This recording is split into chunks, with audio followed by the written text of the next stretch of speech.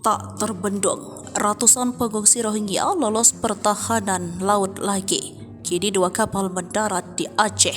Lagi, 2 kapal yang mengangkut pengungsi Rohingya terdampar di Provinsi Aceh Minggu 10 Desember 2023. Laporan dari Serambi News, 2 kapal pengangkut pengungsi Rohingya tersebut mendarat di lokasi dan waktu yang berbeda di Aceh. Informasi diperoleh, 2 buah kapal yang mengangkut pengungsi Rohingya tersebut mendarat di Kabupaten Aceh Besar dan Kabupaten Pidi. Kedatangan mereka langsung diamankan dan didata oleh TNI atau Polri. Panglima Laut Aceh, Miftah Juk Adek mengatakan, di Desa Pelangraya, Kecamatan Muatan 3, Kabupaten Pidi mereka mendarat Minggu 10 Desember 2023 pukul 3:30.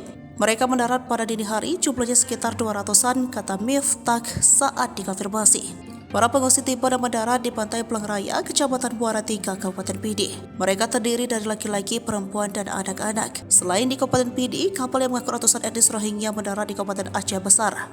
Kapolsek Krueng Raya, Ibda Roli Yuisa Awai mengatakan, di Gampong Blang, Ulam, Kecamatan Masjid Raya, jumlah etnis Rohingya yang mendarat sebanyak sekitar 135 orang. Sampai saat ini keberadaan ratusan pengungsi Rohingya di pesisir pantai Blang Raya belum dapat penolakan dari warga setempat. Saat ini lebih dari 1.400 pengungsi Rohingya ditampung di sejumlah tempat di Pidi, Lok Semawe, dan Sabang.